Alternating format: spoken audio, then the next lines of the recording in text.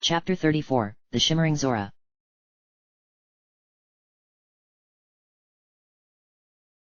The Legend of Sunset Shimmer, Majora's Mask. By Ganondorf 8. November 21, 2016. Chapter 34, The Shimmering Zora. Hoo-wee! Now that was a mighty close call. Applejack shouted, pumping her fist into the air. Nice shootin' with your arrows there, girl, but it ain't quite over yet. Just because we made it past them bandits don't mean we're out of the woods yet. We've still got to reach Clock Town and that means gettin' past them floatin' skulls. Reckon I've never seen anything like 'em before but things have been gettin' a mite weird lately ever since the moon started fallin'. You need to be care of those blue bubbles, I said.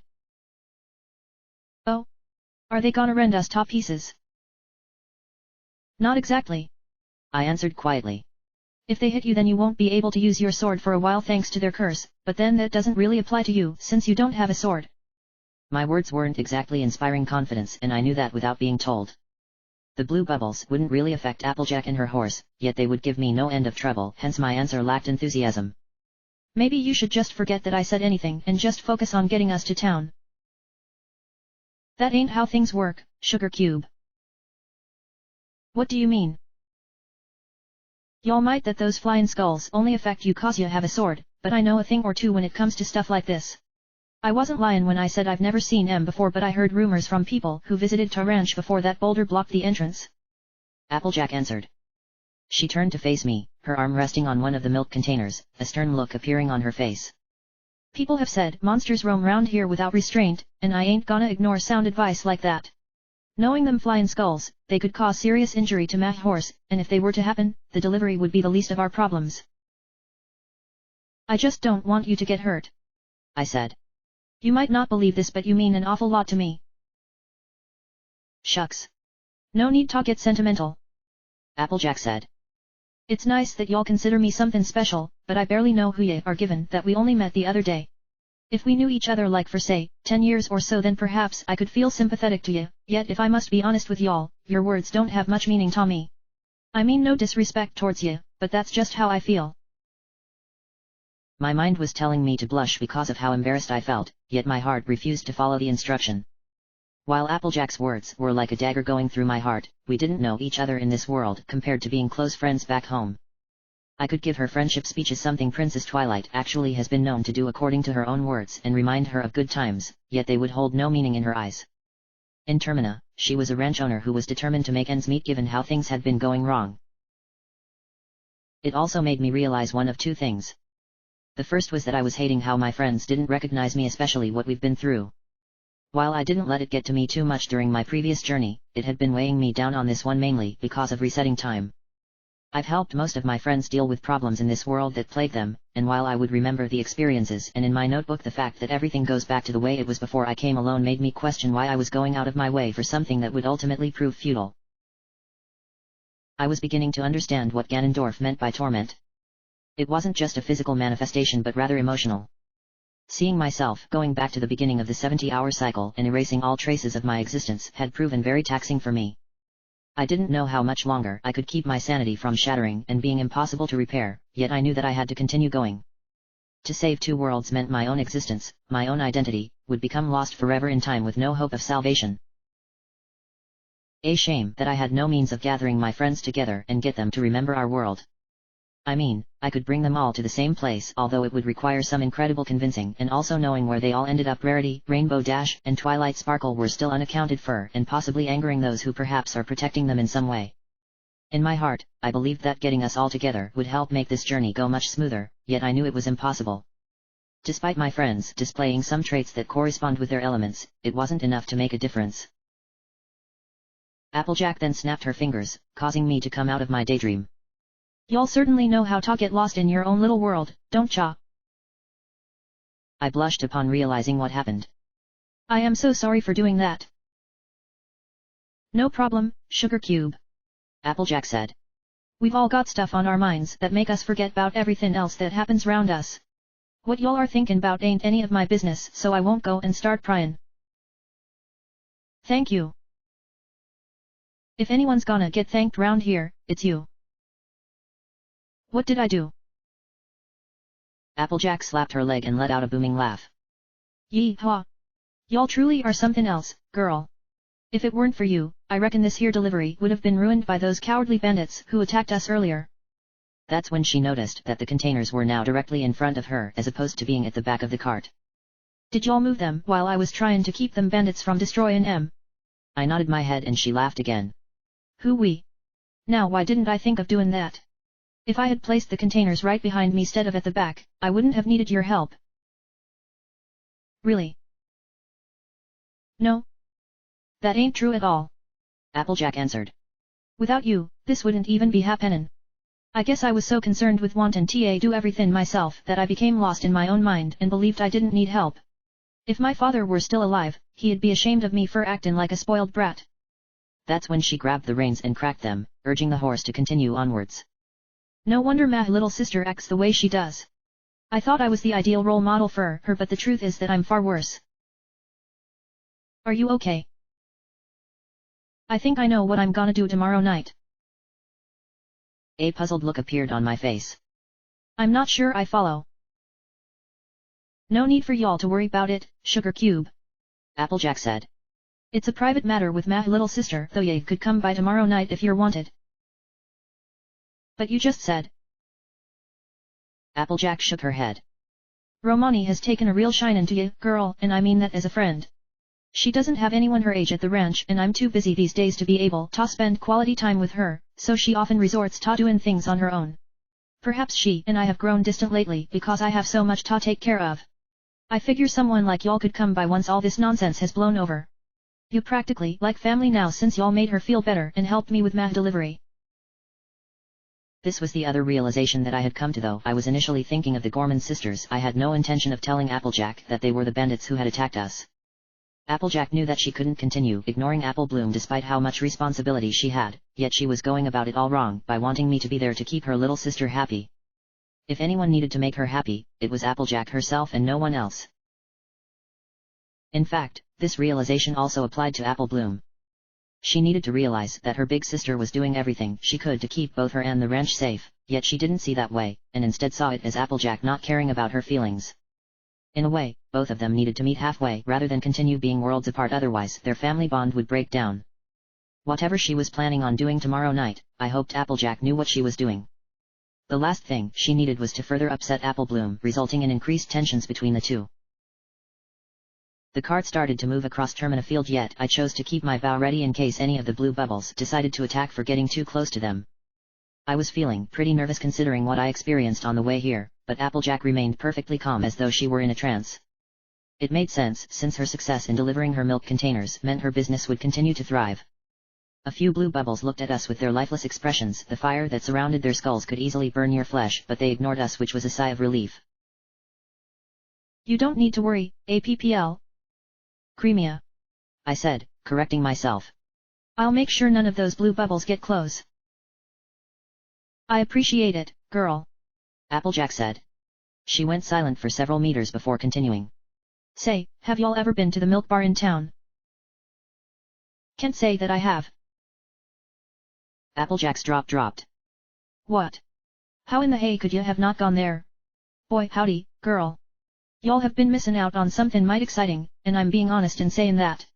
Since it's gonna take us a few more minutes to arrive, why don't I tell you more about the milk bar? I wouldn't want to impede. Think nothing of it. Applejack said. When I was a few years younger, I actually worked there as an assistant bartender to the owner, Mrs. Barton. She's a sweet old gal who's been running the place for as long as anyone can remember, but can be a real firebrand if you ain't careful. I learned how to be a good businesswoman thanks to her guidance, though I wish I had learned everything she knew. Fate can be really cruel sometimes. That told me that her father passed away before she could finish learning from whoever this Mrs. Barton was. I'm sorry for your loss. It's been hard like I said, but I've managed. Creamia. Anyway, I remember two regulars who kept on coming to the bar while I worked there. Applejack said. The first was one of them Zoras who live out in Great Bay who hangs out by TA's stage. Never did understand why she was so fixated on it, but judging from her attire, she must be one of those promoters you hear about. The other is someone I'm well familiar with because of having TA deal with his sisters, but he ain't anything like M. Foreman? I asked, scratching my head. Is that who you mean? You've met him? No, but I've heard someone mention him. He has a bit of a sour temperament, but he can be friendly if you talk to him when he's in a good mood. Applejack said. I could see the happiness in her eyes and voice, even though she probably didn't sense it herself. The way she talked so passionately about this place showed that she appreciated the past, and also yearned for those days again, despite it being impossible for her now. You just have to make sure he ain't drunk on milk. Whenever he drinks a lot, he winds up speaking nothing but gibberish. Is he from Clock Town? Nope, and neither is the Zora. I kind of figured that was the case with the Zora. Applejack cracked the reins, urging her horse to gallop faster. Foreman and his troop travel all over Termina and beyond looking to entertain the masses with their act, but he usually makes a few stops in Clock Town because it has the largest venue compared with everywhere else. Makes sense, don't it? If y'all have a place that can bring in a large crowd, you'll want to continue going there, cause you know y'all will find success. She did have a point there. When I was Princess Celestia's student, she often had the same performers show up whenever she decided to hold a banquet. While she never gave it any thought other than knowing what to expect from them, I always found it odd that they kept on coming back every few months. Back then, I probably would have criticized them for using the same performance, but then Celestia always refrained me from speaking out of line. Even when I was a young filly, I often defied her by thinking that I knew better when in truth I was ignorant of it all. I wonder if Princess Twilight went through something like that where she chose to defy Celestia. Looking at Her Highness, who was occupied with watching Applejack, did she follow the edicts of Celestia right down to the letter without ever questioning it? Or were there times where she stood up and said that she couldn't follow through for personal reasons? I never did ask her about such things before, as I always assumed it wasn't my place given she was my successor.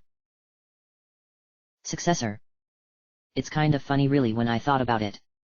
Her Highness was chosen to be Celestia's student due to showing incredible skill with magic, but also because I was a failed student and Celestia needed another filly to groom into a princess to wipe away the stain that was me. Now, I've become Princess Twilight's student even though I'm slowly beginning to handle things without needing her assistance. She also has Starlight Glimmer, not this world's version but the pony version under her wing, who is slowly starting to come out as her own unique individual, and I supposed that Twilight Sparkle would become my student. Maybe I've progressed better than I thought. After spending a few more minutes wading through blue bubbles and looking up at the moon, its presence continued to haunt me. We finally arrived at our destination, the east entrance of Clock Town, where Applejack brought the horse to a stop by pulling the reins really hard. I was confused as to why she stopped at this entrance and not the southern one. Why did we come to this entrance? Cause the milk bar is located in East Clock Town, Sugar Cube. Applejack answered. She climbed down from her seat, walked around to the back of the wagon, and opened up a latch before climbing into the back. I ain't gonna lug those containers through the south of town and into TA East. These things are quite heavy, you know, and I ain't about to injure myself something fierce. She then looked at me with a piercing gaze and a smile appeared across her face. I knew what she was about to ask me to do. How's about you help me out one last time, girl, by taking one of them containers? What about the third one? I can carry 2 at a time. Applejack answered. Y'all can take the remaining one. But, you said they were heavy. Applejack nodded. I know, and I weren't lying about that, yet I can only carry 'em so far until I either have to put 'em down or drop 'em, and I'd rather not have the latter option if you get my drift. I do wish that Mrs. Barton would hire some strappin' fellas to help with this kinda thing, as it would make things easier, but I suppose times are tough for her just like everywhere else across Termina. She picked up 2 containers and began carrying them, one under each arm, before jumping from the wagon onto the ground. Just pick that one up and follow me, girl. Oh, and y'all don't need to worry about doing this for nothing. I've got something for you, but first this needs to be done. I grabbed the remaining milk container and lifted it up only to almost fall down on my butt.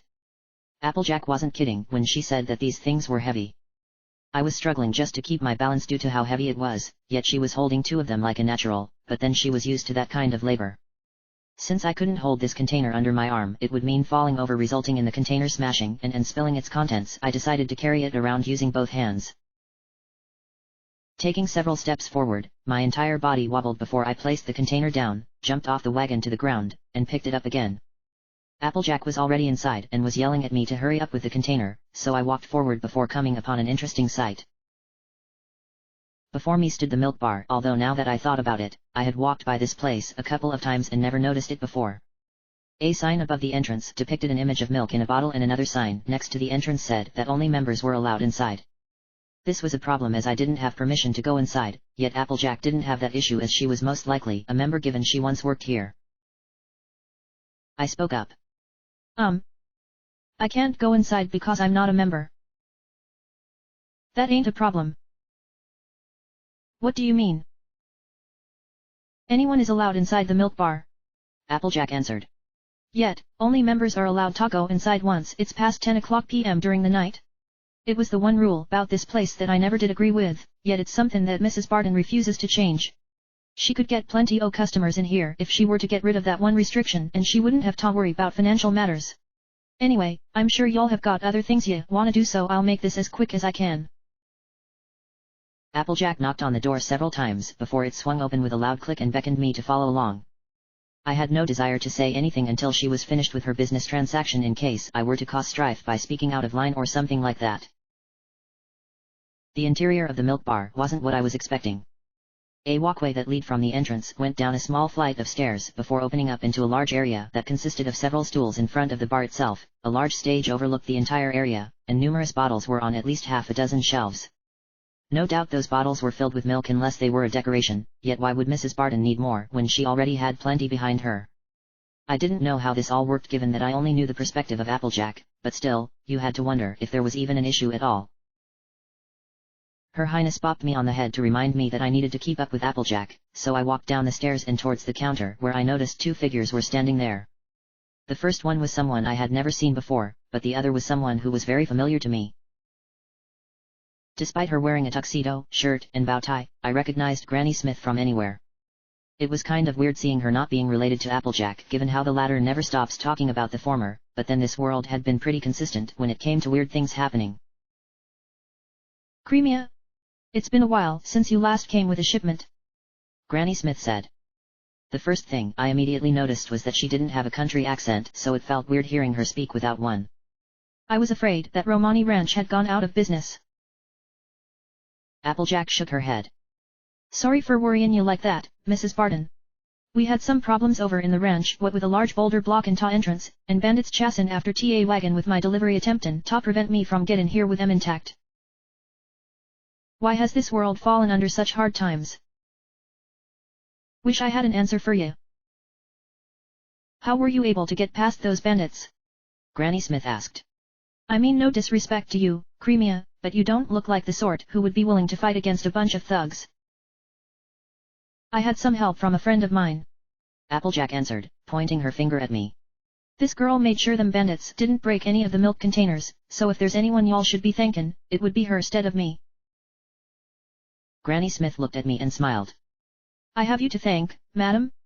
Well, I wasn't expecting such a young child to do something an adult could have done, but then appearances can often be deceptive.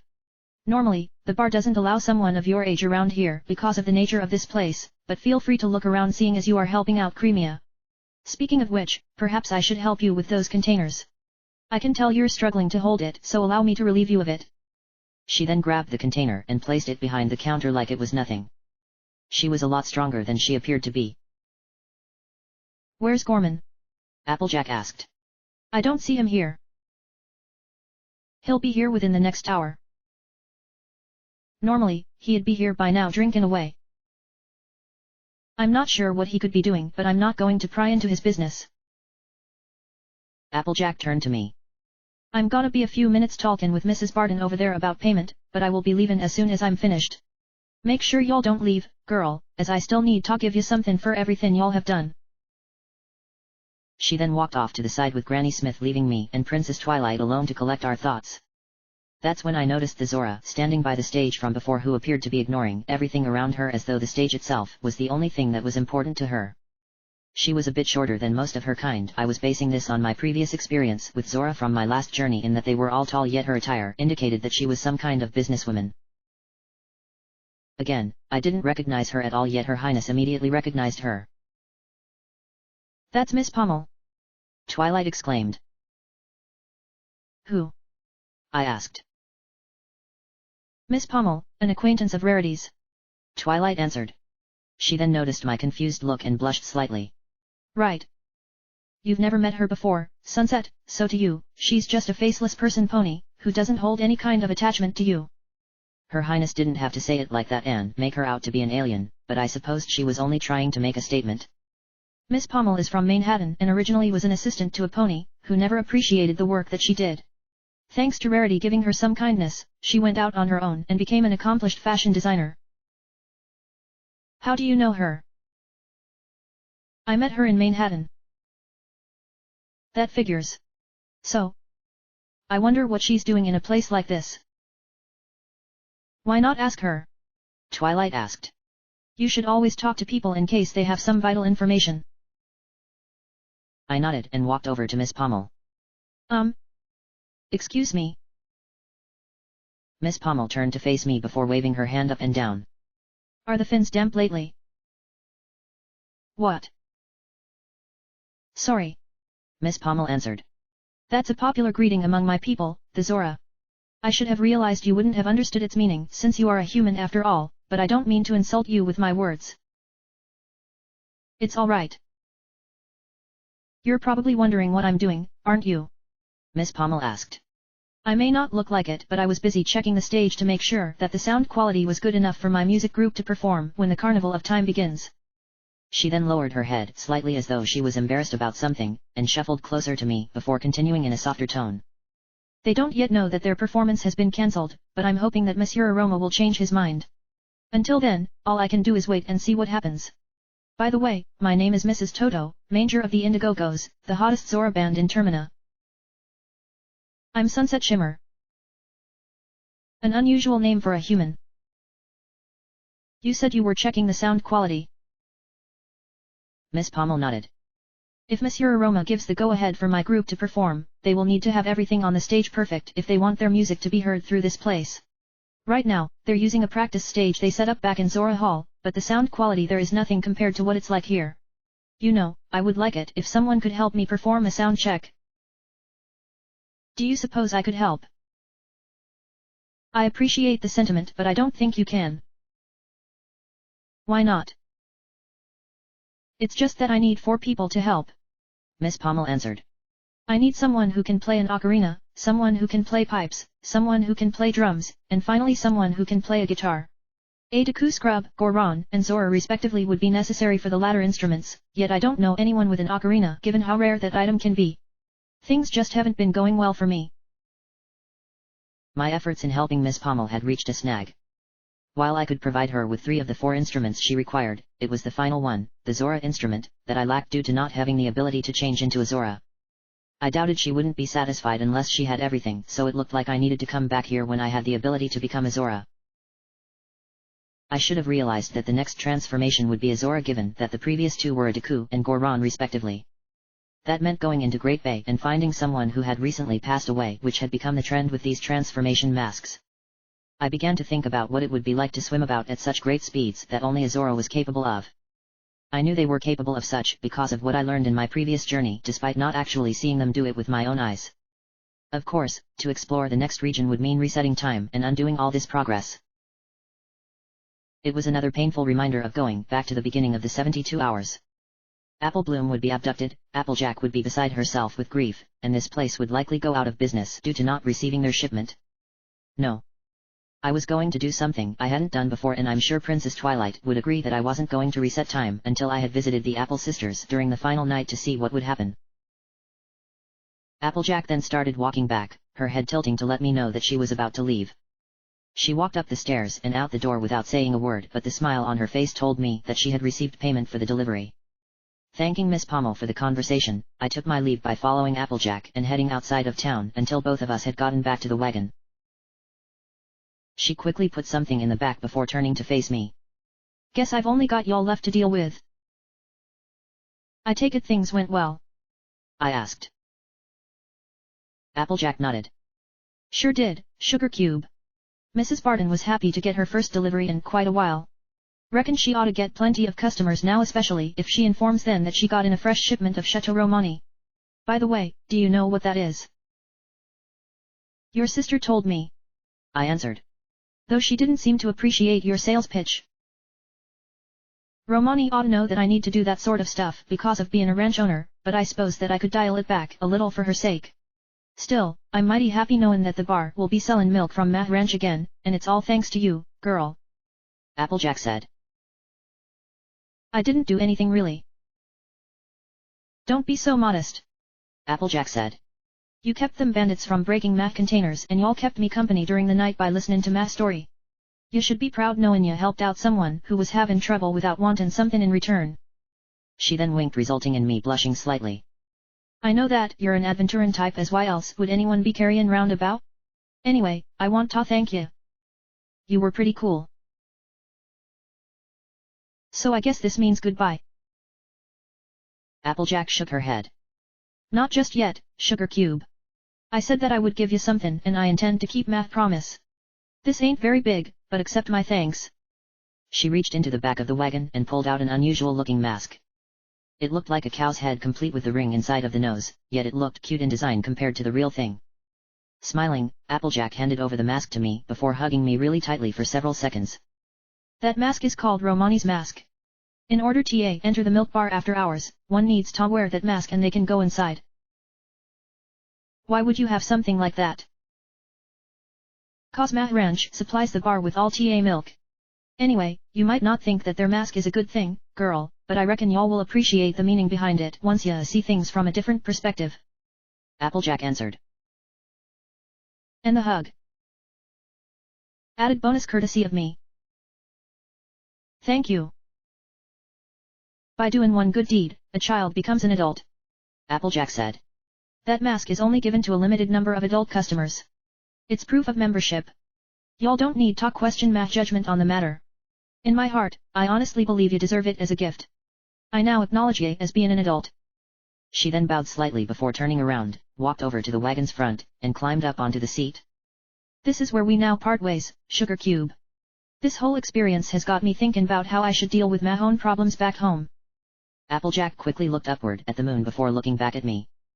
I was wrong to treat my sister as such. What do you intend to do? Something I should have done a while ago. I'd like to be there to see it. If that's all right with you. Applejack nodded. Romani would really appreciate you doing that, and I suppose I'd feel the same way. I suggest you come by sometime tomorrow evening, 'cause I'm sure I'll be busy getting everyone settled in before the moon up there falls. She breathed in a similar manner to what Her Highness showed me, indicating that she wasn't looking forward to it. People are sure to be fleeing town if things continue to worsen, and they'll likely want to come to the ranch even though I think it ain't worth it. Not much I can do really except welcome them, as 10 and M away would be going against my convictions. Anyway, I'll see you tomorrow, Sugar Cube.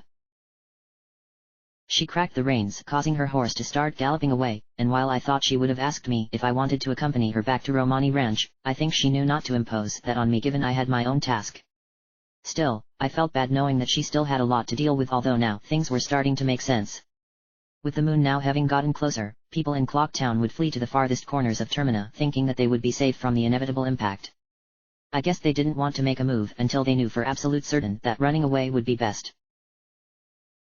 And yet Applejack was correct when she said that it wasn't worth it. If the moon crashes into Termina as intended by Starlight, this entire world would be destroyed.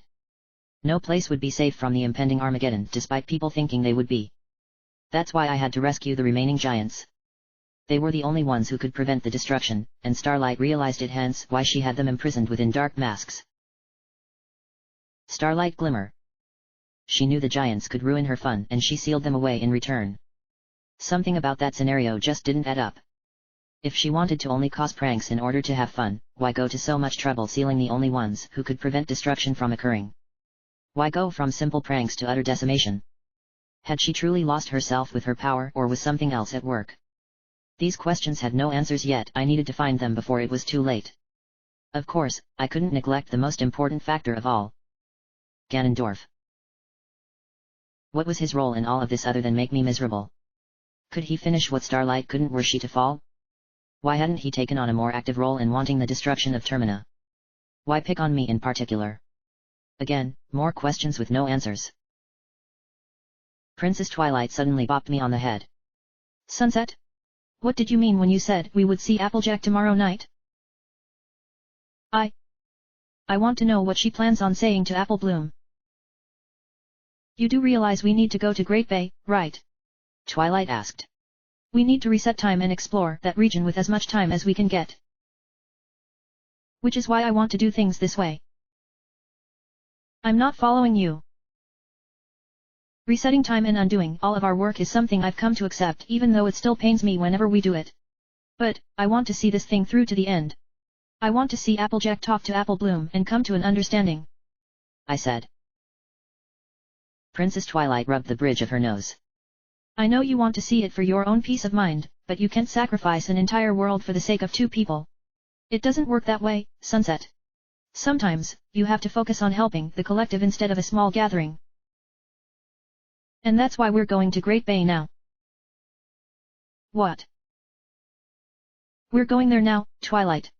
I answered. I'm going to get started there and progress as much as necessary before resetting time. You do realize that would mean going through the same things again, right? I'm not willing to sacrifice Applejack or any of my friends when it comes to seeing their resolutions around here. While it sounded like I was being incredibly stubborn, what I said to Princess Twilight came from the bottom of my heart. I saw the end of Fluttershy's resolution by making sure to rescue that monkey before he got punished, so now the same would be true with Applejack.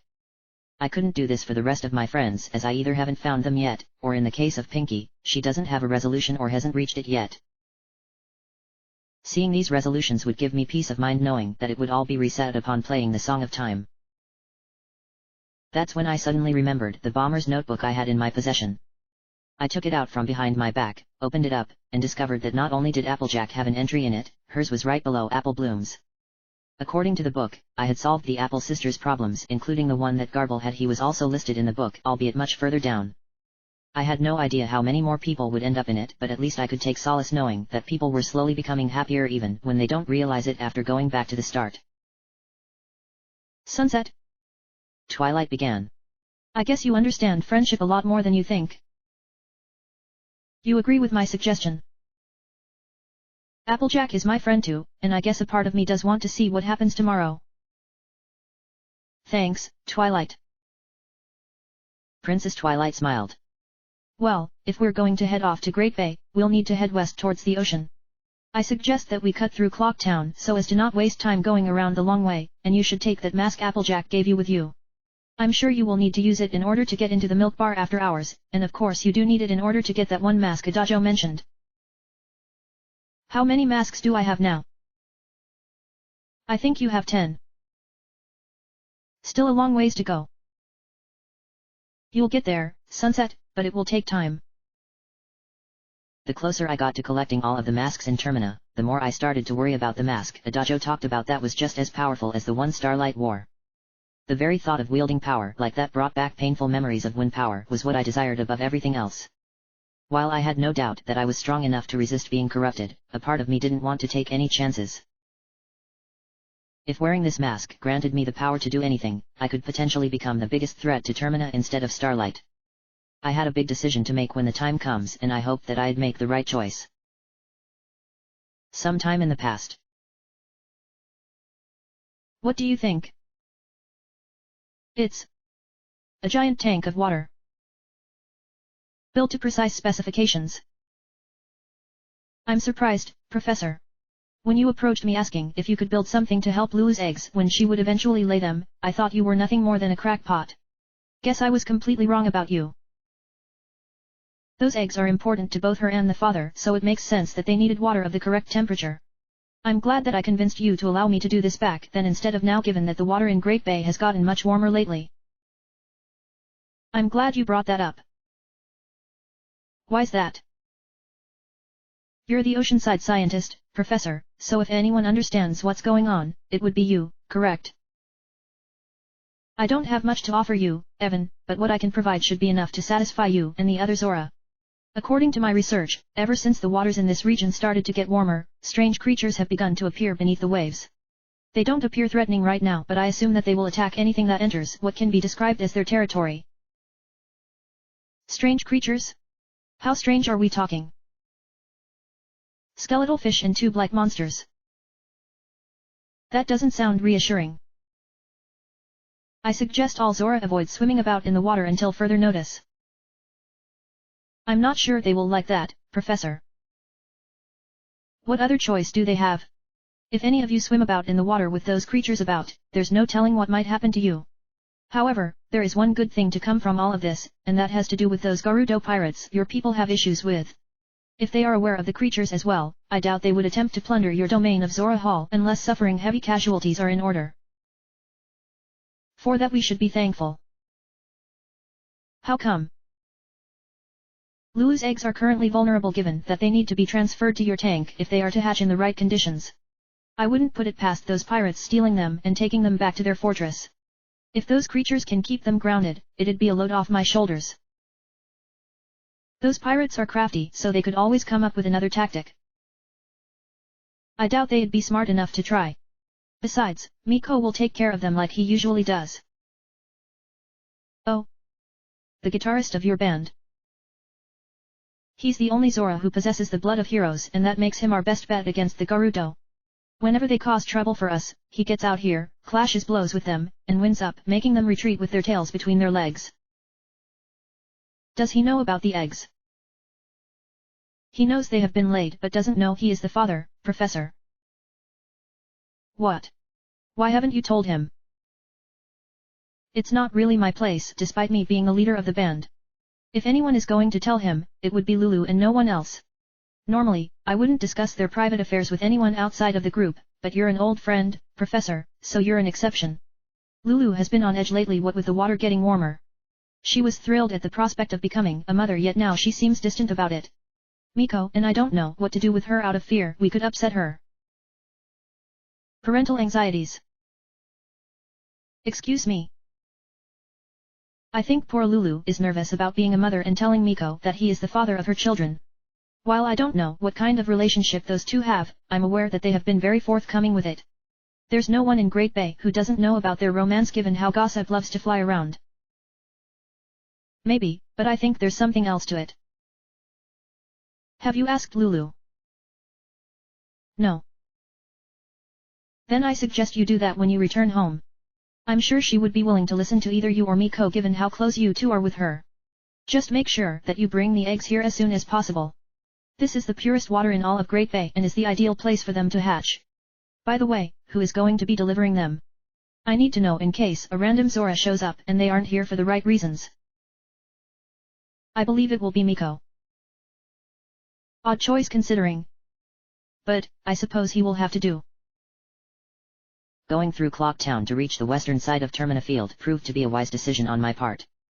By choosing to avoid taking a much longer route, I also avoided the blue bubbles that were roaming about outside, yet I did have to deal with the guard who stood by the westernmost entrance of town. Much like before, he refused to let me past until I had proven myself old enough to leave on my own without supervision. If there was one thing about time travel that I wish could happen, it would be certain individuals remembering their prior encounters with me. I could have saved some time that instead was spent showing the guard my sword. Still, it was better than dealing with a bunch of blue bubbles, so I supposed it wasn't a complete loss.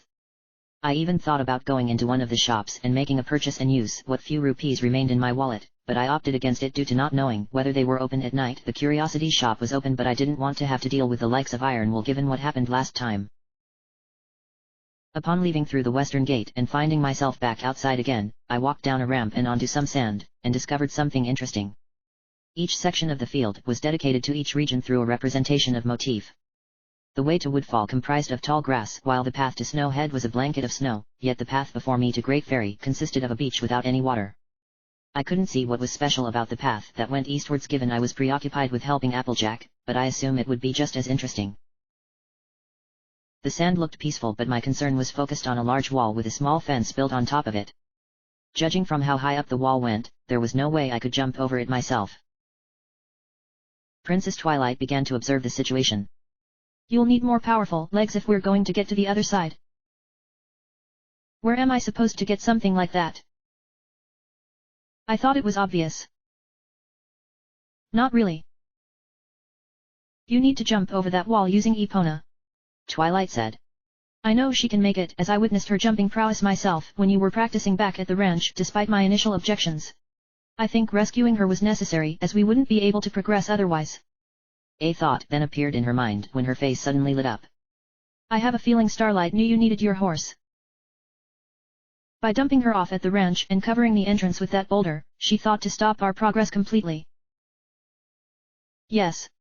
Twilight said. She does appear to be taking things up a notch. I nodded my head. Then we should be careful when exploring the beaches of Great Bay. I took out the Ocarina of Time from the pouch on my belt, played Epona's song, and just like magic, she appeared out of nowhere and galloped over to me before stopping. No matter how many times I see her appeared out of thin air, it never gets old. I began to whinny and Epona responded in kind before I climbed onto her back. Okay, Epona. We need to jump over that fence. It's a lot higher than what you're used to seeing, but you're the only one who can make the jump. Do you think you can do it? Epona answered by whinnying loudly. She then trotted back several meters before galloping forward only for some creatures to pop out of the sand. I had no time to ponder over what they were, otherwise Epona would lose momentum. I gently slapped her in the flank to increase her speed and she jumped up and over the fence, landing on the other side with a loud thud that was mitigated by the sand. The creatures on the other side of the wall made strange whirling noises before everything went quiet again. I patted Epona on the muzzle and whinnied a congratulatory message as I didn't want to have to repeat that attempt several times over. As she whinnied back, I looked in front and noticed the path was now flanked on both sides by cliffs that looked impossible to climb. Our way forward went downward on a slope, yet I could sense some kind of force coming from what would essentially be our destination, the region of Great Bay. This force didn't feel like Starlight's power but rather something else, something that had been dormant for centuries. I turned to Her Highness. Do you feel that? I do. Twilight answered. Whatever that is, you and I can definitely feel it. I guess we can sense things others can't due to being magical ponies, but that's just a guess on my part and shouldn't be taken as absolute proof. What do you suppose lies ahead? Those creatures we encountered just now. You think so? Princess Twilight nodded. Yes. Those were levers, creatures that rise out from under the sand and charge forward in hopes of running into something. If you ignore them and let them go by, they will just go back down into the sand only to rise again moments later.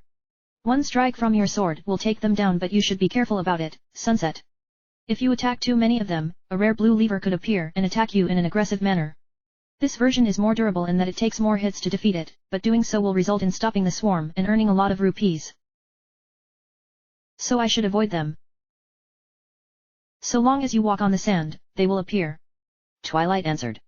However, Epona seems to be unaffected by them. In fact, I think she can simply plow right through them as though they weren't even there. In any case, you need to be careful where you walk once you climb down from her. Kicking Epona softly in the ribs, she galloped forward down the sloped path that twisted and turned several times before it suddenly opened up into a massive beach that spanned in both east and west directions. I could also see the ocean looming before me, yet something about it felt off, like really off, as though the ocean was corrupted by evil.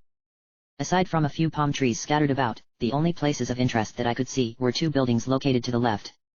There was a third building located right in the water, though it appeared to be floating in place, what with a platform situated below it. Since I learned that the Zora lived here, I was expecting them to be nearby doing their usual business, but instead there was no one around.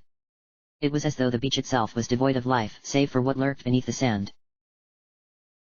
My first instinct was to have Epona gallop over to the water's edge, but I chose to climb down from her and continue on foot. With those levers lurking below, they could attack her while I wasn't around, and I couldn't allow that to happen. Fortunately, there was some grassy terrain located near one of the two buildings, so I veered Epona to the left and she trotted across the sand until we reached the building. Luckily no levers popped up, so I knew that she would be safe.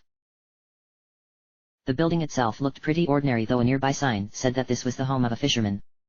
I should have realized that someone of that nature would live around here, given that there was probably ample amount of places one could go in order to fish. I wasn't sure if I needed the assistance of a fisherman, so instead I turned my attention towards the second building, and my entire body felt a cold chill. This second building was run down and ready to fall apart due to being so unkempt, and there were even cobwebs strewn about, adding to the overall disturbing factor.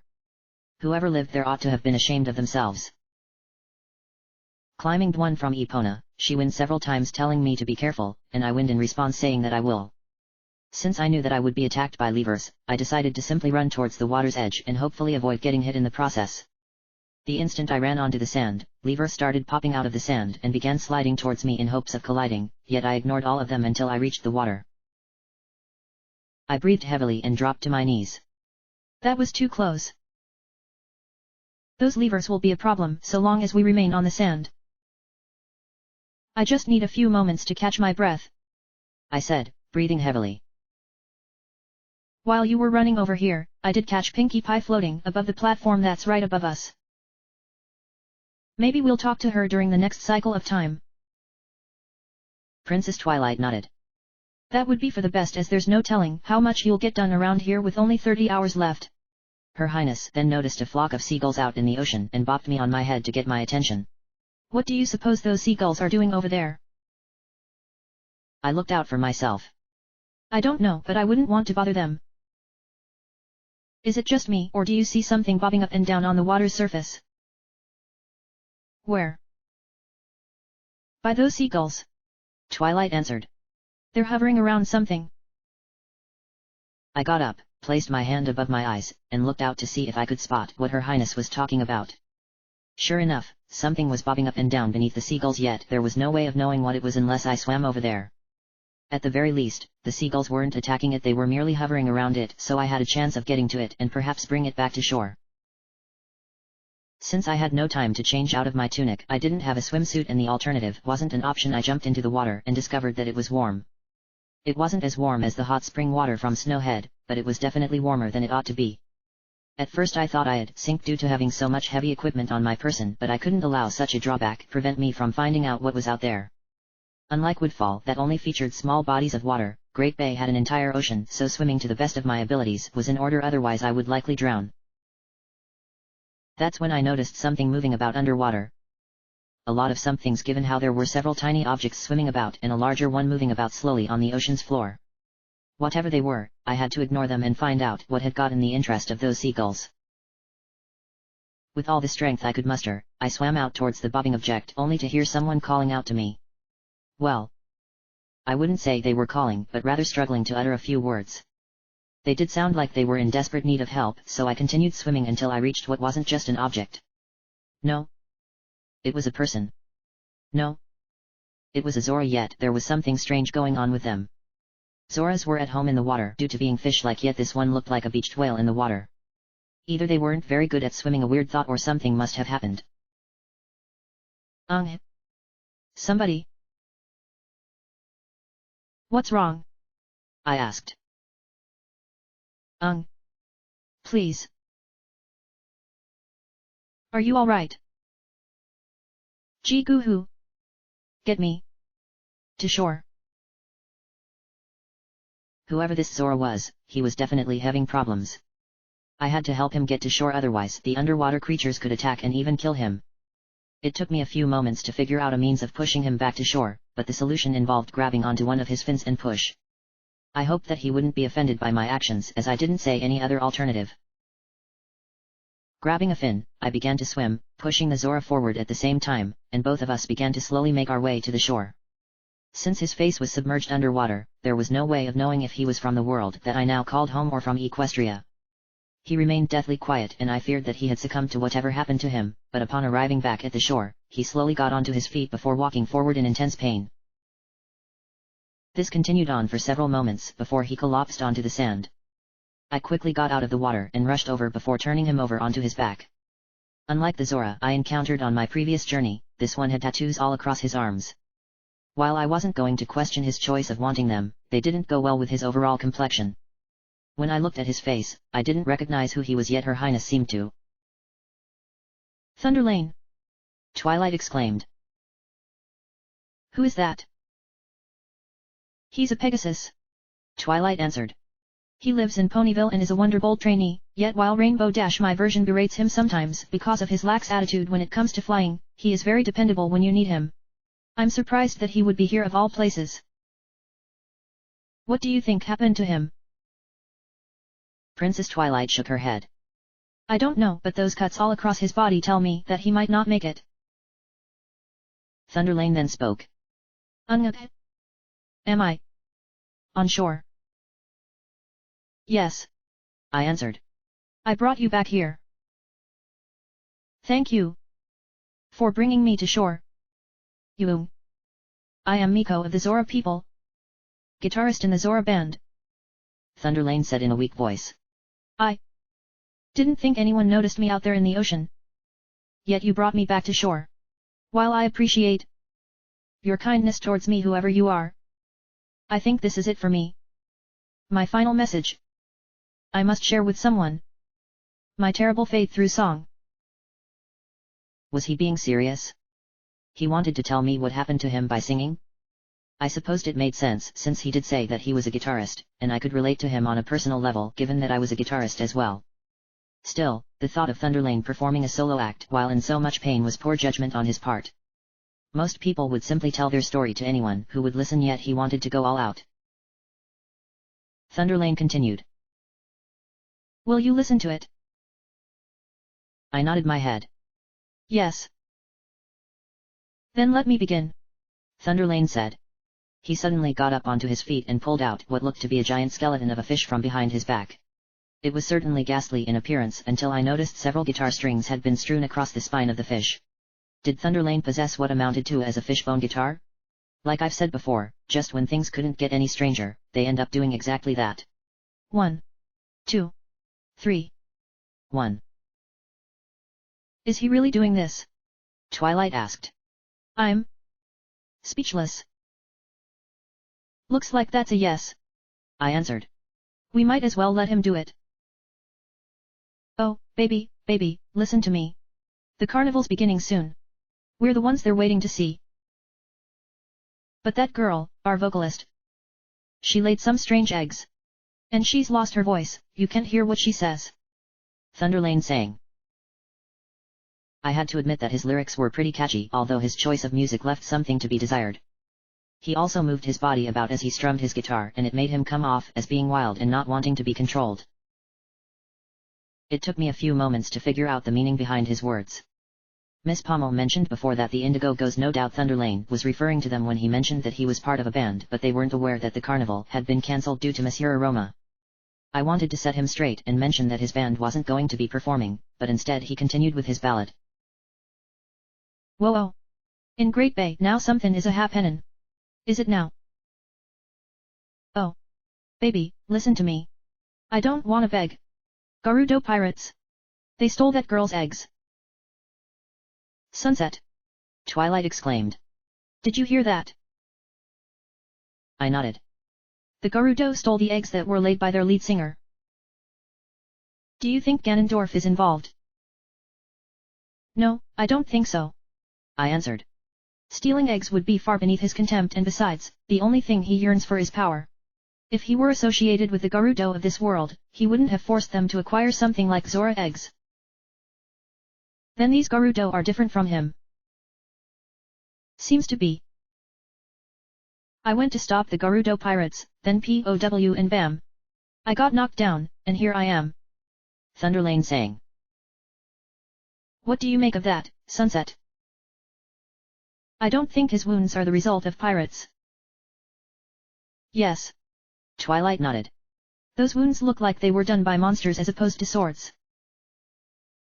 Thunderlane obviously didn't notice that he was bleeding all across his body, yet what Her Highness said had me concerned regarding what lurked underwater. Judging from his physique, monsters shouldn't have been able to inflict so many wounds on Thunderlane, but they had, and it felt really uncomforting knowing that those same creatures could effectively do the same thing to me. There was no doubt that Starlight was responsible for the monster infestation, yet I had no idea where they were coming from. My eyes suddenly drifted towards a large object located way out in the ocean, but I couldn't make out what it was. Whatever lurked out there was covered in a veil of clouds. I didn't know what it was, and clouds were the first thing I thought of, but before I could think more about it, Thunderlane continued singing. Baby. If I die like this. Even if I die. It won't be in peace. That's for sure. Somebody, please rescue her eggs. Before the pirates take their toll. Oh, somebody. Please heal my soul. That's all. Thank you. Suddenly, Thunderlane collapsed onto the sand, his guitar landing a short distance away, and I immediately ran over to him to see if he was okay. I quickly placed my fingers on his neck to see if there was a pulse, and there was, but it was barely there. What do we do now?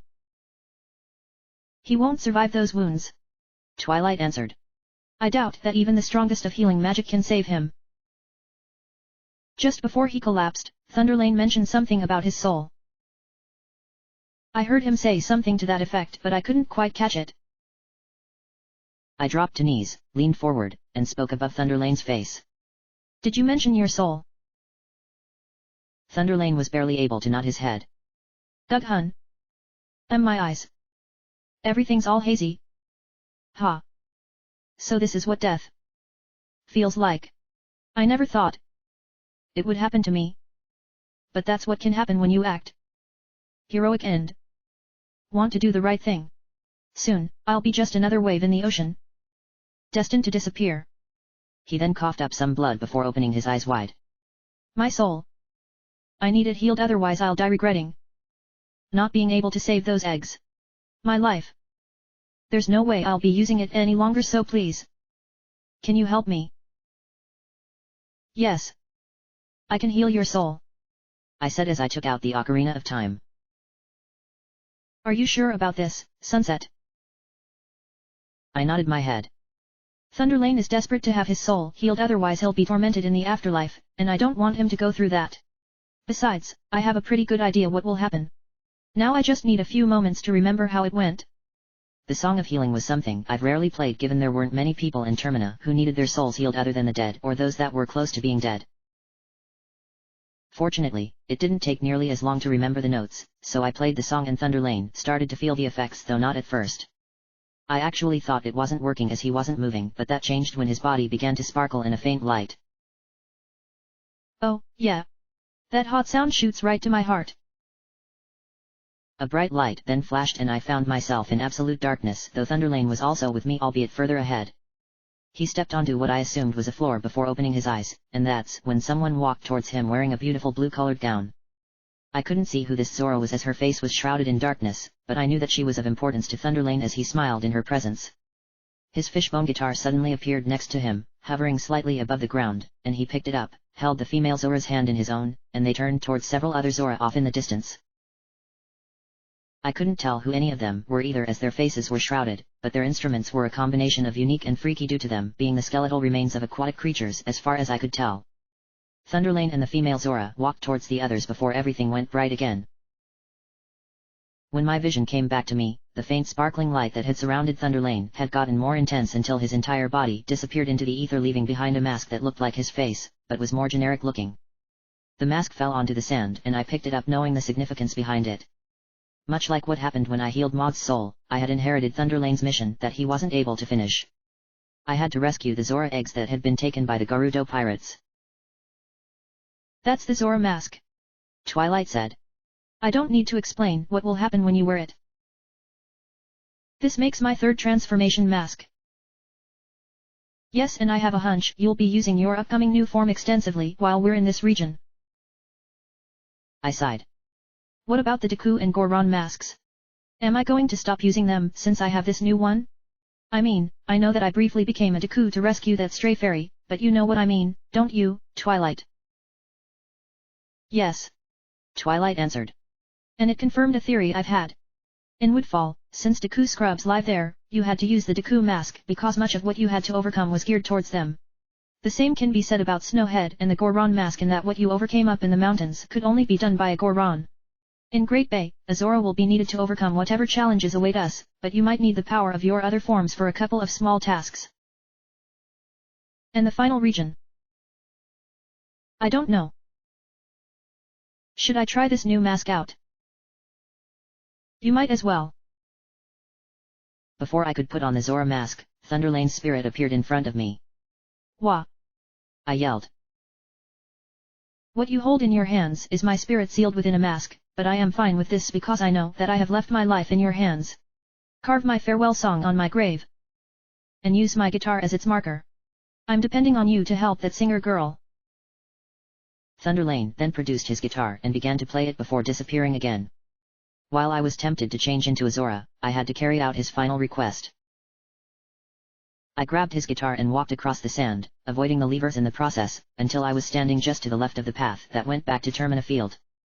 Despite not really knowing him at all, my heart felt as though I had known Thunderlane my entire life. What kind of marker would be a perfect representation of the kind of person he was?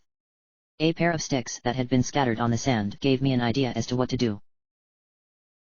Putting the guitar down, I walked over to the sticks, grabbed them, walked back, and began making a makeshift grave marker. Since I didn't have the proper ment with which to make the marker, I had to make do with going extremely primitive. First, I thrust one stick into the sand, following by pushing the second one through a hole that was in the first one. I checked to make sure it was sturdy before placing his guitar up against it, and just like that I had finished making his grave. While it wasn't as impressive looking as what Maud had been given by the Gorons, the other Zora weren't aware that Thunderlane was dead. What do you think? It will do given what you lacked. Twilight answered. Also, you chose a good spot for it. Had you put it anywhere else, those levers might have desecrated it by simply knocking it over and trampling on the guitar. We should have a moment of silence. Princess Twilight nodded. I agree. I bowed my head and remained quiet for a minute before looking down at the mask again. By wearing it on my face, I would become Thunderlane, or rather the character he was portraying, and continue on with his mission. One thought crossed my mind and it involved my gender, a strange thing to think about. I'm a girl and by donning this mask, I would become a guy, changing my gender until I took it off when I needed to be human again. Perhaps I was thinking too much into it? It shouldn't really bother me yet my mind brought it up, so it must be somewhat concerning. There was no point in worrying about until after I changed, though I was worried about the transition. Whenever I put on one of these transformation masks, I always go through an ugly transition. I hoped that this time would be different. After breathing several times, I turned the mask around, and placed it on my face. The magic contained within the mask immediately started to affect me and I could feel my body beginning the transformation, but unlike before, I just ducked my head down slightly. No convulsions or stumbling about. Perhaps this transition would be easy on me, but I'd be wrong about that when I suddenly screamed at the top of my lungs, the mask's face looking like something one would find in their worst nightmares. Once my head stopped spinning, I took a single step forward so that I could regain my balance, and straight away I felt slightly taller than before. I also felt more graceful, like my entire body wanted to dance about because of being able to appreciate nature. Was this what it felt like to be a Zora? Twilight, I asked. How do I look? That's difficult for me to answer. What do you mean? You might want to look at your reflection. Twilight answered. I think you might be surprised. I didn't understand what she was talking about, so I walked over to the water's edge and looked down at my reflection. Is this me? I was expecting to look slightly similar to Thunderlane, yet that couldn't be further from the truth. Instead, my appearance was that of a female Zora, though I was wearing a green skirt, brown boots, and brown fingerless gloves, referencing the clothes I wore. What are these things? Covering my breasts were what appeared to be scales, but I couldn't tell for sure, nor was I planning on figuring out why. I had a fin growing out the back of my head, and it featured a green-colored tinge on the tip, referencing my hat. In front of that green tinge was a tinge of red and orange in a streaking pattern, a reference to my natural hair color. Lastly, unlike Thunderlane who had tattoos on his arms, I didn't have any, which was both a relief and concerning. No doubt that he was well known among his people, so if I come across them in this form, would they even recognize me, him? You look gorgeous. I'm surprised you would say something like that, Twilight. Hanging around Rarity will do that to you. I then noticed I had fins on my arms. I wonder what these are for. Princess Twilight shook her head. I'm not sure, as I don't know anything about the Zora. Let me try something. I closed my eyes and began to concentrate. The fins suddenly extended out on their own and looked like a pair of blades, one on each arm, and were almost the size of my body. It wasn't painful or anything when it happened, but it did catch me by surprise. Whoa! Did you see that? Those fins look like they could be used as swords. I began swinging my arms around and found that it wasn't very easy to maintain my balance. The fins felt heavy, although I attributed that to not being adjusted to my new body, a fact that needed to be rectified quickly if I was to carry on Thunderlane's mission. A few more swings resulted in my falling down and landing face first into the sand. If I were practicing to join a team, I was failing in a spectacular fashion. Getting back onto my feet, I continued swinging my arms around in hopes of improving, but I should have known that nothing can be mastered quickly. Another face first in the sand experience and I was ready to call it quits. Crap! I sighed. This isn't as easy as it looks. Compared to Deku Scrubs and Gorons, Zoras have a steep learning curve. Twilight said. If you can't figure out how to get used to that body, you won't be able to get back those stolen eggs. Maybe you should make your way down to wherever it is that the Zoras live and ask one of them to help you. I shook my head repeatedly. If I did that, Thunderlane's reputation would be sunk. Then what should we do? I don't know, but I need to come up with something, and soon. I answered. In a blind panic, I somehow fired the fins on my arms, leaving me surprised. The fins traveled forward a few meters, curved around in a sharp arc in opposite directions, and traveled back before reattaching to my arms. What in the world just happened? I looked down at my arms and sweat trickled down my face. How did I fire those? How can my body separate bits of itself? How? I don't even know anymore. Calm down, Sunset. Twilight said. Don't lose your composure. I began breathing in and out to calm down, but found that it wasn't working. It's not helping.